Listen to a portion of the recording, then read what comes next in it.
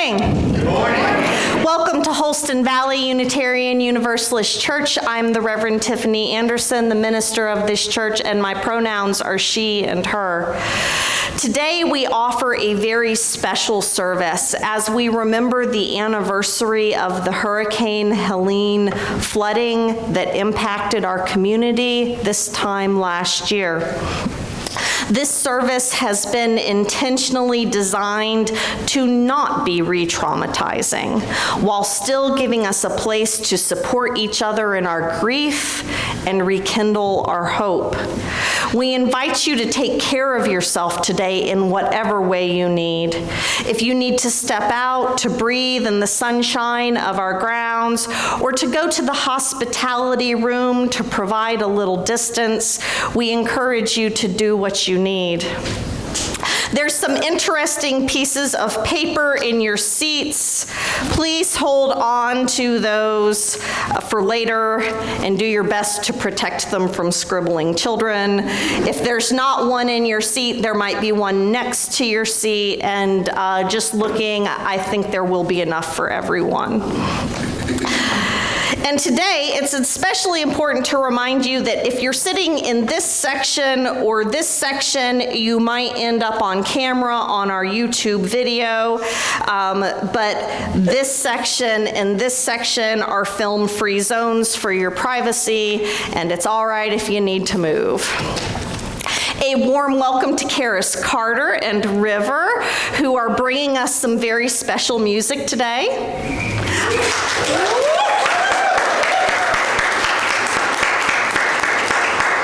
And our opening hymn, number 5 in the gray hymnal, is one we don't hear very often here, but the message, which embraces the fullness of the human experience, even when we're hurting, is one that we need today. Please rise in body or spirit, and let's sing It's Something to Have Wept, number 5 in the thicker gray hymnal.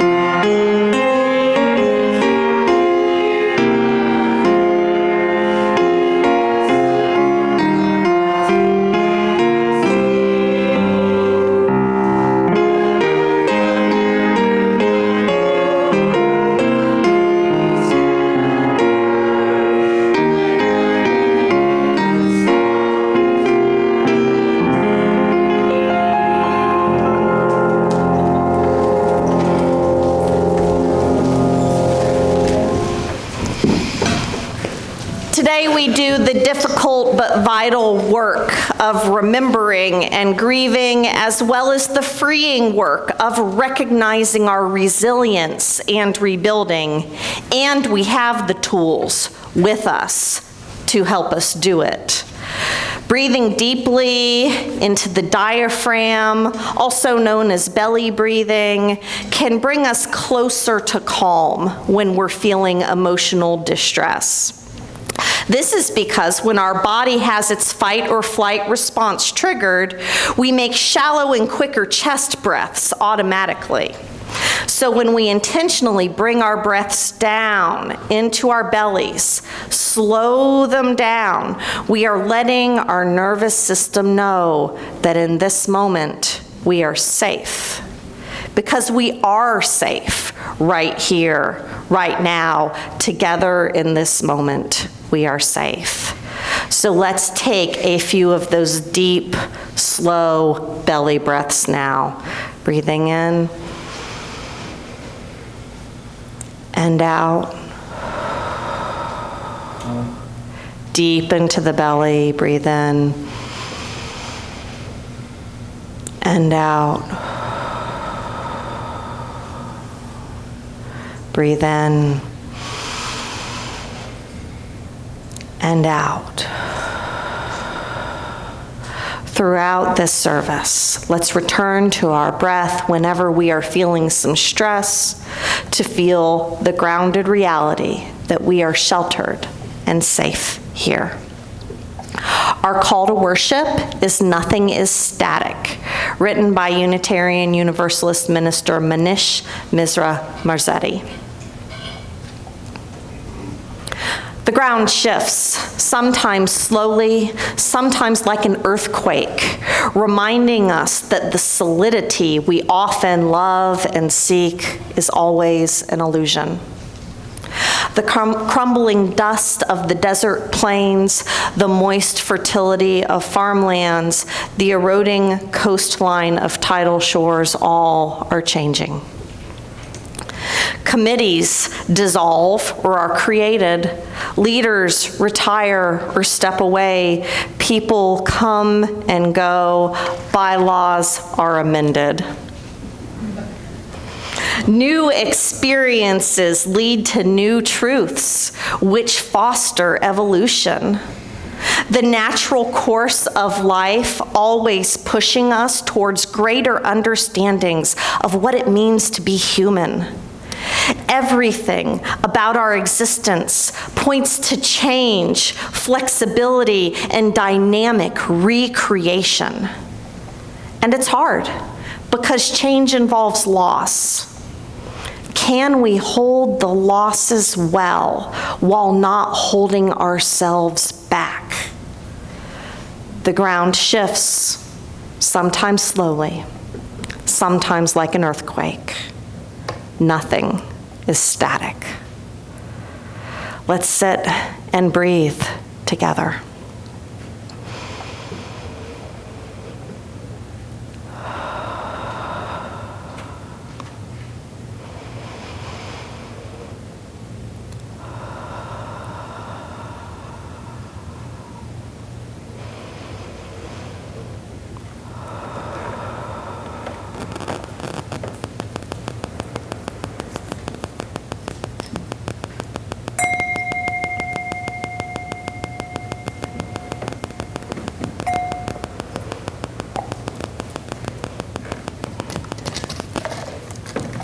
Good morning. My name is Catherine, and I'm your service leader for today. All of us have stories about how Helene affected us, and I have one too, but all I'll say is that I am incredibly grateful that I get to be in a space that can hold grief and gratitude for everything that we found afterwards at the same time, because that's how I feel today interacting with this topic. If you're with us for the first time today, what a service you picked, and welcome. Our visitors table, we've got somebody seated over there. They can help you get oriented. And if you have little kids, our greeters can show you the way to the nursery, which is available during the service for ages 6 and younger. But kids are also very welcome here in the sanctuary. Today we light our chalice, remembering that it has been a beacon of hope to people who need a little light, a little protection, and a little community since 1941. As Reverend Tiffany lights the chalice, please join me in saying our vision statement, which is printed in our bulletin. We work together as a church to transform ourselves, our community, and our world by sharing love, pursuing justice, and seeking wonder.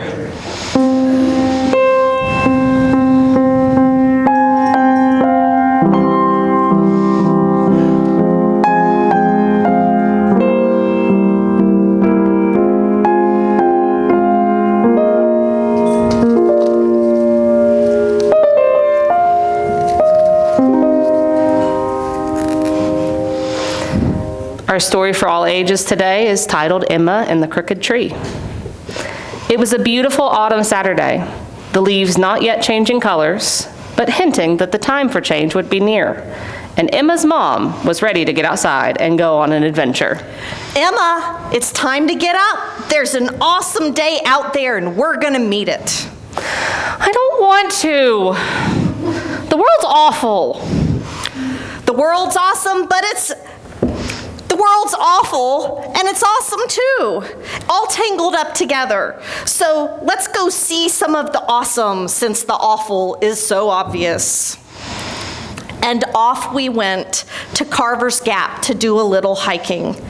Mom with a spring in her step, and Emma with a giant frown. We took the path that twisted around giant boulders, and Emma was still frowning. We walked through the last woods before the bald top of the mountain, usually Emma's favorite part. But Emma was still frowning. We got up to the bald and saw mountains and valleys and a little town nestled far below, and Emma was still frowning. Mom was perplexed. This mountain was usually enough to cure any mood. Emma trudged over to her favorite tree, one of the handful that clustered together near the top of the bald. Emma's favorite tree grew straight up for about 2 feet, then took a sharp 90-degree angle turn for about 2 feet, and then took another sharp 90-degree angle turn to grow straight up again. It's the strangest looking tree ever, but most importantly, it was the perfect bench for a girl like Emma. She sat down and hung her head. Hey, Emma, you really are feeling down, aren't you? What's going on? You remember that tornado the night before last? You mean when we had to shelter in the basement for an hour before it was safe again? Yeah. One of my friends from school lost their house. Oh no. Is your friend and her family okay? Well, none of them are injured, but our teacher says they can't live in their home anymore, and a lot of their stuff is just gone. And a lot of what's left is too messed up by the storm and has to be thrown away. I'm just so sad for them. Wow, Emma, that is really sad. No wonder you're feeling so down. Is there anything we can do to help? Our teacher says that they're going to get a new home with some help from some complicated adult stuff. Yeah, probably insurance and state programs. Complicated adult stuff for sure.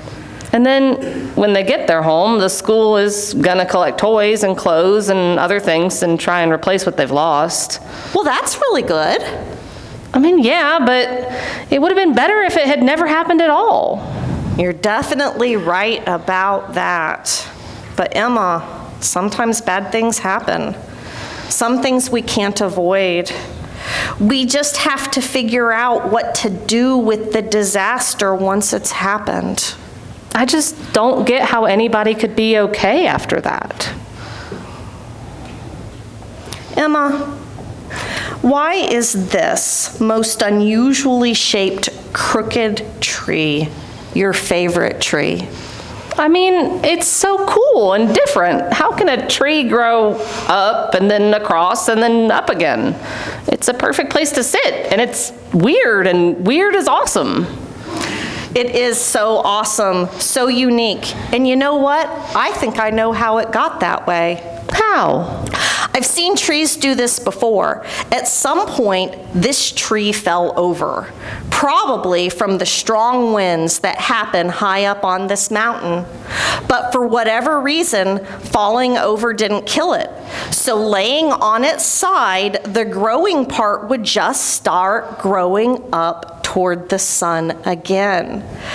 So anytime we see a tree like this, we know something bad happened to it, but also that it survived, grew strong, and is now the most unique tree on top of the mountain.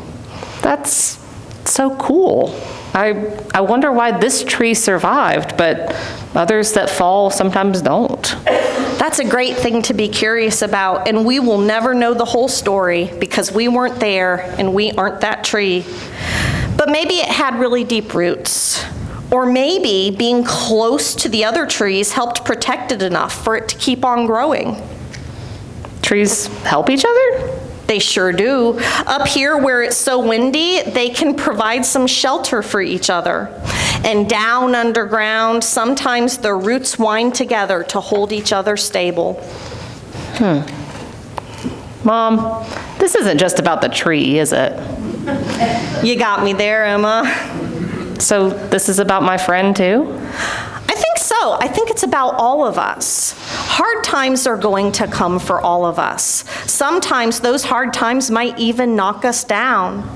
Your friend and her family, they've been knocked down pretty bad, but they've got help and they're going to grow. They are going to recover. But they won't be the same. That's right. What has happened to them has changed them. But with some time, some care, and some help, they'll become the most interesting, unique trees in the forest. You mean the most interesting, unique people in the neighborhood? Yeah, that's what I mean. You know what, Mom? I always like sitting up here on the mountaintop, but I think it's time to go home. Really? Already? Yeah, I want to go through my toys and see what I have that I can give to my friend. That sounds like a great idea, Emma. After all, this tree isn't going anywhere, and we'll be back.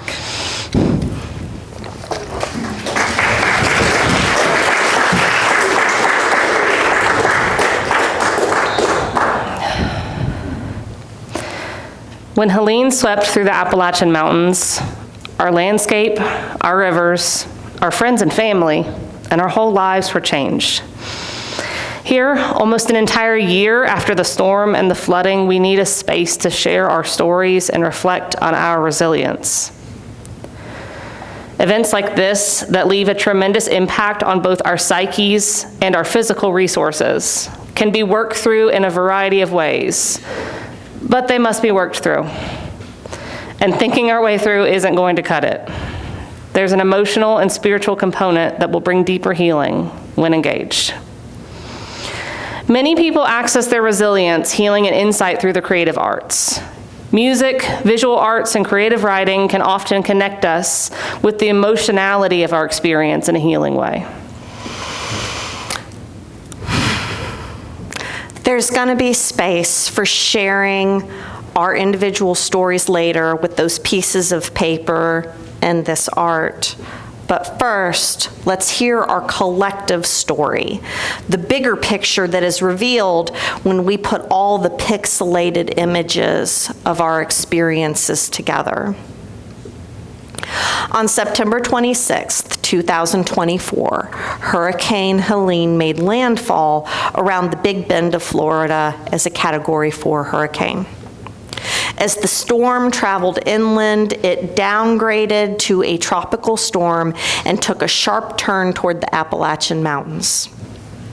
The storm remained intense, and when it got to the mountains, it parked there, dumping rain all over the region, flooding our rivers and waterways to an extreme and dangerous degree.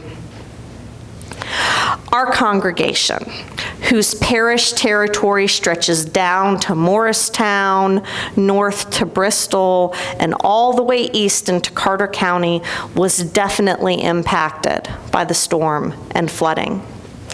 Many lost power for a day or two, some for longer, and some were cut off from their homes, and some were cut off from the rest of civilization for days. Some even lost their homes. And all of us witnessed the horror and felt the helplessness.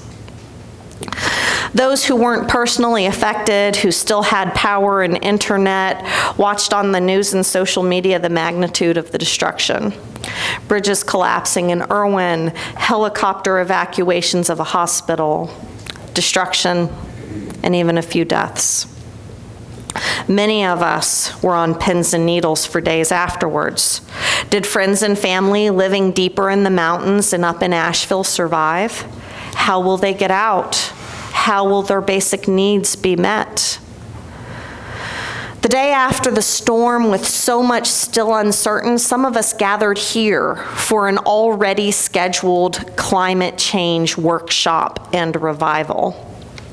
A full day of learning and strategizing, naming the problems we saw in the world, and then naming the resources that are present in our community to help with those problems. A learning experience that never felt more timely. We knew the unique conditions that could bring a tropical storm all the way to the heart of Appalachia could only be a symptom of climate change, a hypothesis that has since been supported by researchers with world weather attribution, an international network of scientists who conduct rapid studies to assess the impact of climate change on major weather events. We named the troubles that we saw impacting our interconnected lives.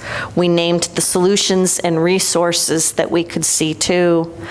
And then we each boiled down where the world's needs intersected with our personal talents and resources into just one word: our commitment to doing our part, encapsulated in a word. Words like walk, help, garden, work, education, compassion, service, dream, authenticity, risk, sewing, communication, planning, tutoring, partnerships, and even church.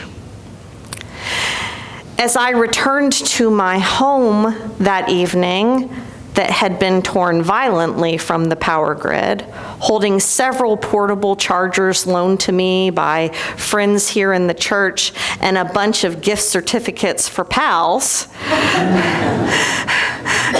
God bless the woman who was just carrying pals' gift certificates around with her and shoved them into my hands.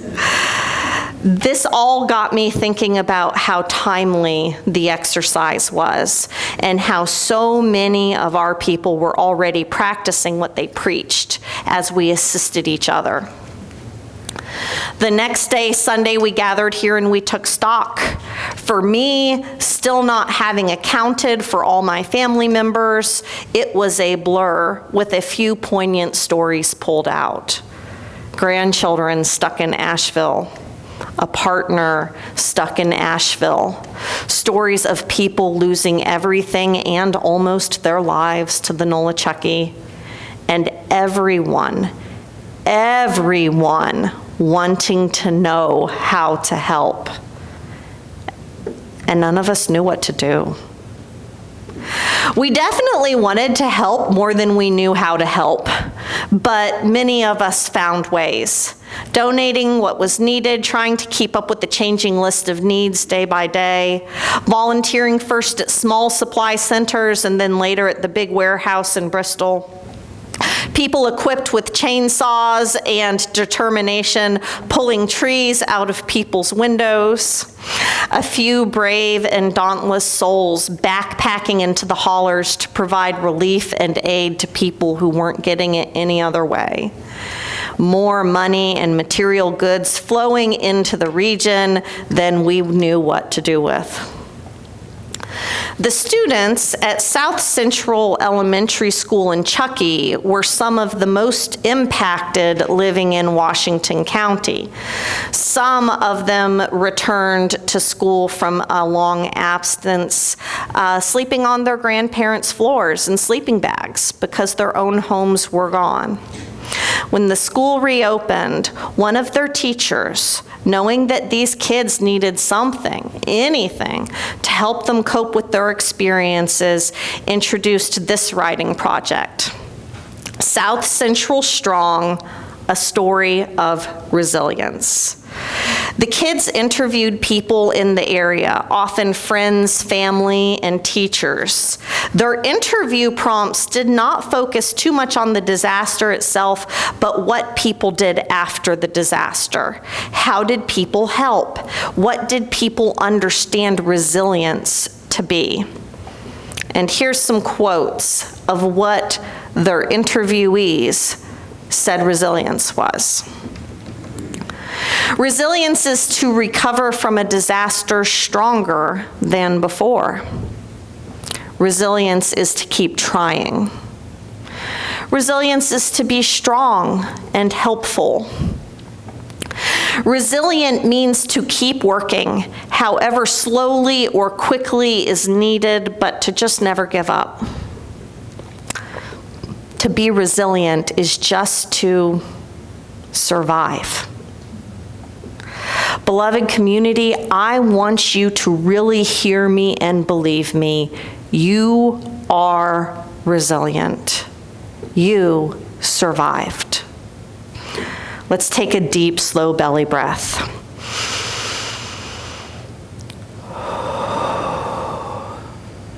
You are resilient. You survived. Trauma therapists like Christy Gunter Sims tell us that we can move from surviving to thriving when we tell our stories of survival to people who will hear us, believe us, and support us. Now, during this time of rebuilding, it's time to move to thriving by sharing our stories. Not just of survival, but of being helped and of being a helper, of recovery and rebuilding for ourselves and others.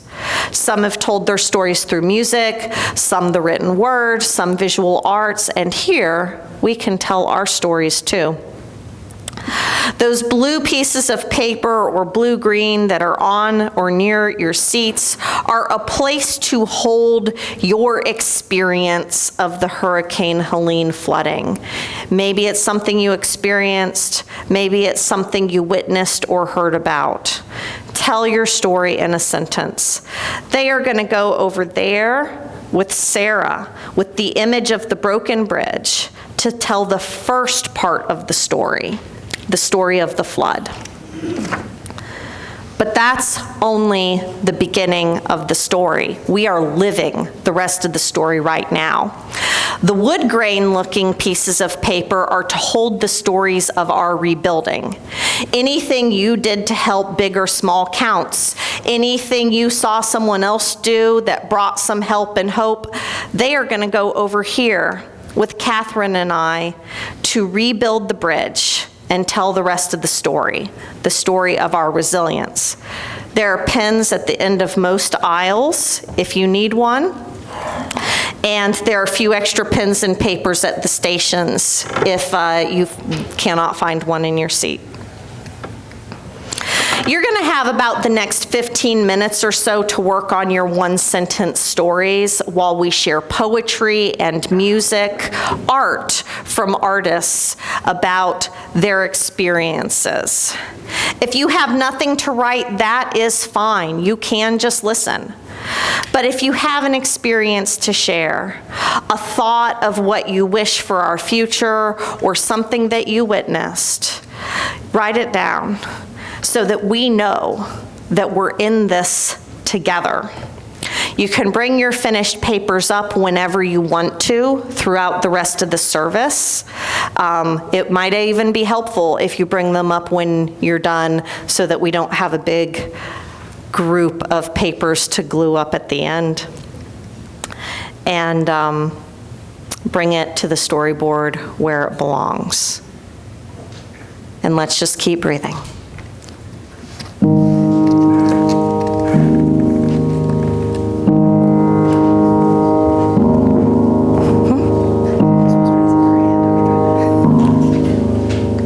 hell or high waters, Appalachian morning rises with the river.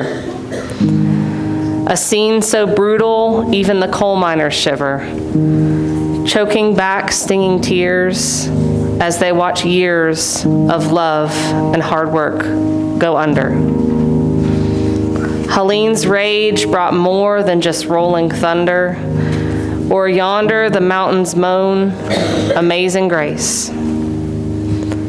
Knowing the storm was too much to protect their resting place, the dam broke, the land slid, and washed them all away. Like sins in muddy waters, my love goes out to all my sisters and brothers, the forgotten hillbillies, friends of the mountains, cursed by systemic warfare. Despite the constant shade, ain't no sundown towns here, just folks trying to get by on very little.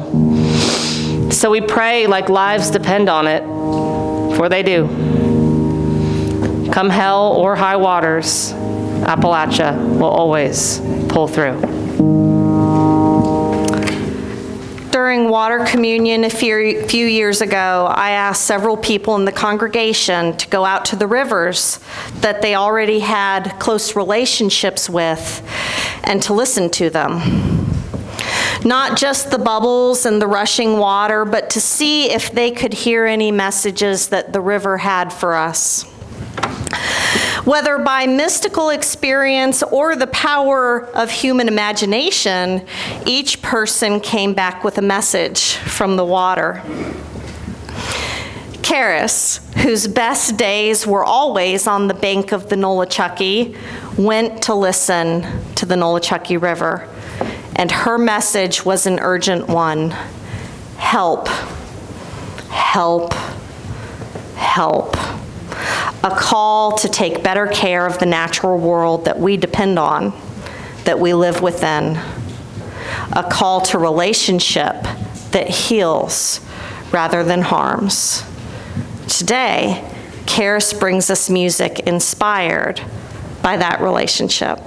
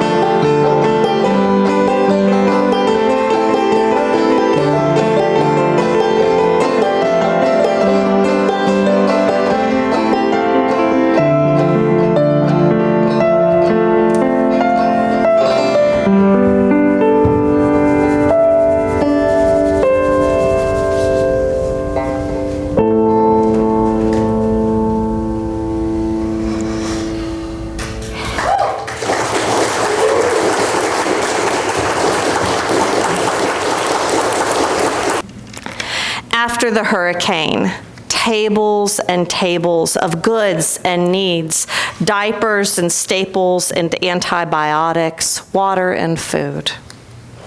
Kind police from downstate come up to take away my trash. Everywhere, tenderness, loss, and pain.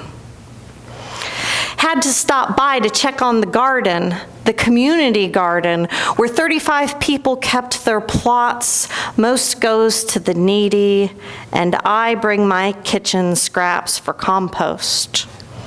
I turn in on the dirt road, and life comes at me with all her might and beauty, rich and full, a cacophony of migrating birds. Hundreds of red-winged blackbirds heading down south, sensing the cold winter near. Incessant chatter. The sun shines, the breeze blows, and it's a good day. I venture down into the gardens. Can it be? Untouched and unscathed by the winds and flood, the Swannanoa runs peacefully by, meandering around the gardens. Greenest new beds of nettles. I must bring thick gloves and pick some. Regeneration after catastrophe. That is what she does.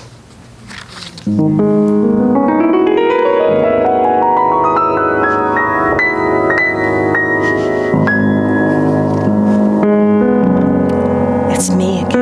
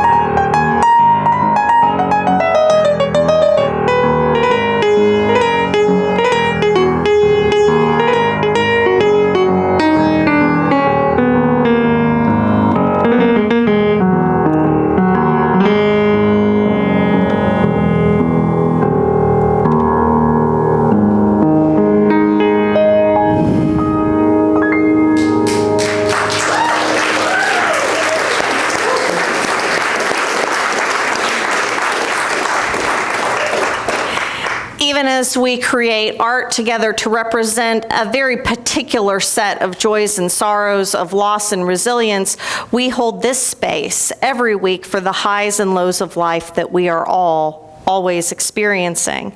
If you'd like to share a joy or a sorrow in person, please use these candle cards that are located on the back table. And if you'd like to share a joy or a concern from a distance, please email minister@hvuuc.org. A card from Alesha. Today is International Day of Peace.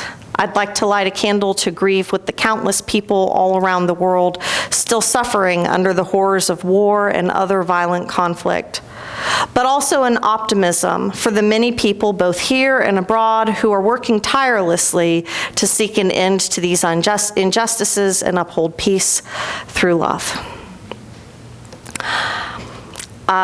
Card of joy, happy Bisexual Plus Awareness Week. Yay, bisexuals.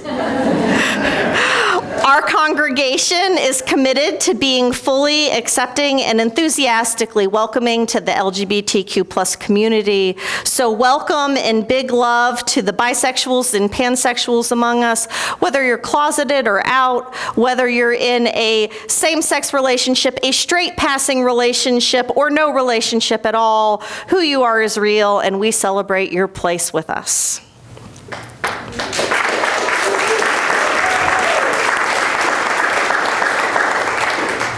A card of joy for our new roof. A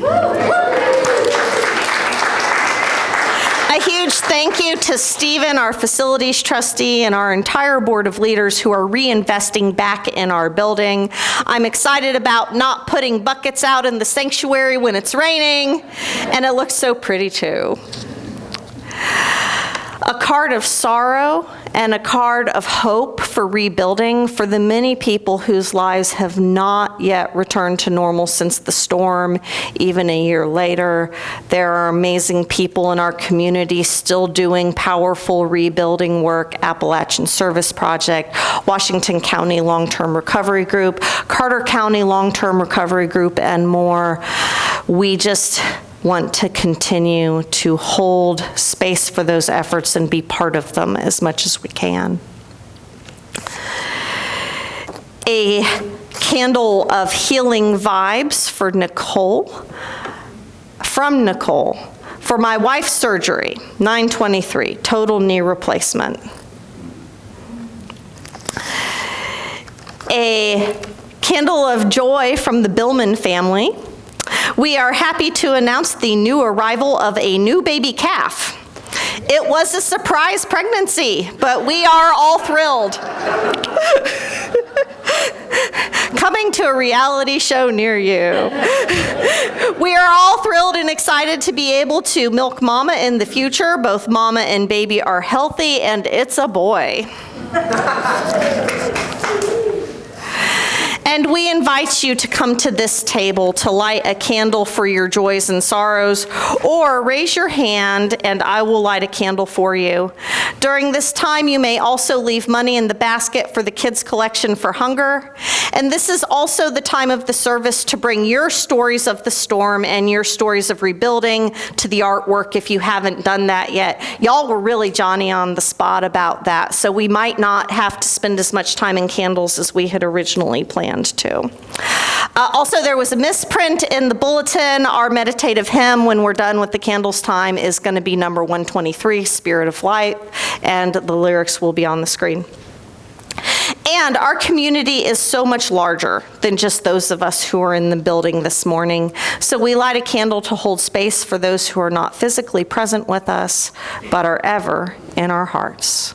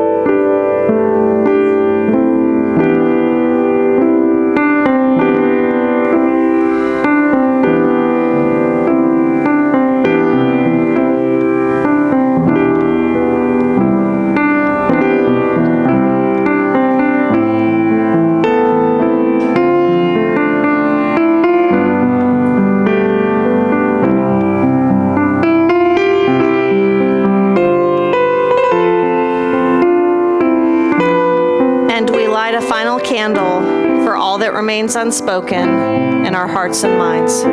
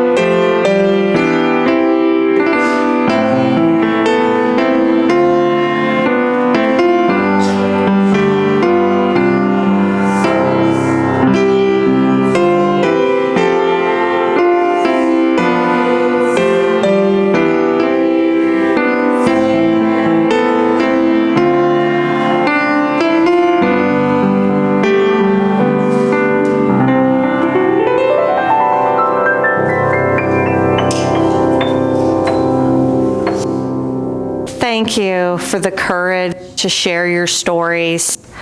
I'm not going to be able to read all of them. I hope that during coffee hour, if you've got the capacity to do so, that you'll come take a look and witness some of these stories.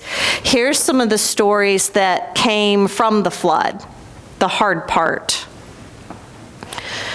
Friends lost their house and pets. Deep survivor's guilt and feelings of helplessness. Feeling powerless. Reports of damage in Unicoi and rushing home in fear of what we would find.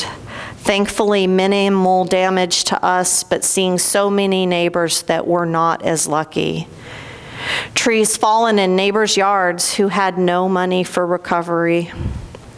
My daughter's business got destroyed in the River Arts District in Asheville. Bumpus Cove, my friend who lost her home. These are stories that we know, that we've heard this year. And sometimes we just need to say them out loud. Thank you for sharing your stories. I'm grateful that it's not the end of the story. In a lot of ways, it was the beginning. Our story now is about our resilience. Our story now is about recovery. I believe the bridge to Bumpus Cove reopened recently. There are celebrations happening in Irwin next weekend and in the farmlands of Washington County to say, hey, we're rebuilding. And so many of you have been part of the rebuilding. You know, people really like that Mr. Rogers quote about telling the kids to look for the helpers. But the thing is, when we're not kids anymore, we are the helpers. And I've seen you guys help. I've seen you do so much. Donated money and camping supplies, removing nursery items from trees and bushes. Lots of financial contributions, lots of providing supplies, watching power company workers coming from 5+ hours away to our small hauler to help get our power back on. People who got my power back on were from states away. Painted a house with the Appalachian Service Project. Spent a day in Unicoi helping build a house for someone whose house was washed away. My daughter baked for the affected. I love that. 6 young people without water or power made it to my house to shower, eat, and get supplies and sleep for a few days before returning to Asheville. So many stories of help. So many that I watched you guys do. Thank you.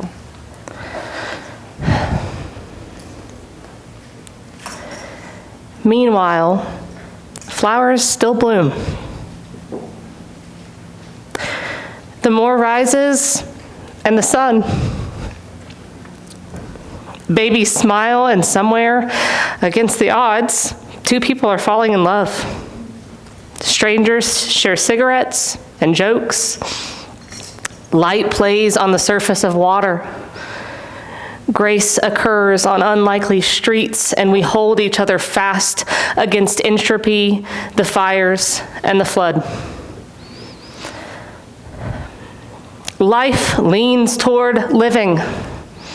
And while death claims all things at the end, there were such precious times between in which everything was radiant, and we loved again this world. Thank you for being with us today. We'd really love it if you could stay for coffee hour. And like was mentioned, take some time to read all of the stories on these two pieces of art that we've made today. Our annual auction fundraiser platform is open and ready to accept your donated services for the auction. This is our biggest fundraiser of the year. It's also an incredible opportunity to bid on social experiences like home-cooked meals, game nights, boat rides, and vacation rentals. Please plan on attending our music listening circle on Sunday, October 12th after potluck. This winter, James will be following Liz to New Jersey, but he's given us a lot of time to find a new music director, and our listening circle is the first step in a long process to find a music director that is the right fit for our congregation at this time in our growth. The listening circle is a chance for our music committee and personnel leaders to hear from all of us about what we need in a music program, and will directly influence what skills and experience we look for in our next music program director. So plan to stay for potluck on October 12th and give us feedback about our music. Related to the topic of our service, starting next Sunday, there will be a bin in the entry of the church to collect new or gently used Christmas decorations and ornaments to be donated to the survivors of Hurricane Helene who had their treasured decorations washed away. If you're downsizing, help bring the holiday spirit and joy back to their lives by donating any decorations that can be recycled. Please do not include any glass ornaments. For donating trees, wreaths, or other large decorations, please contact Judy Wade. There is a game night this coming Friday night, and details are online. It's not too late to sign up for our next Path to Membership class, which is next Sunday after church. If you're not yet a member of the church, this one-time class gives you everything you need to help you decide whether you want to become a member. But joining is not obligatory after taking the class. So you can just show up, see what it's about. And there's always so much more happening here than we can say during announcements. So sign up for our e-news using the guest log at the back, or email office@hvuuc.org and ask to be added to our email list. Our closing hymn is number 1002, Comfort Me. We also collect our offering during our closing hymn. We hope that you've experienced our community as a place for healing, reflection, and support today. And we hope that you can give a little something to the plate that we pass around so that we can keep on building the beloved community together. Please rise with us in body or spirit for Comfort Me.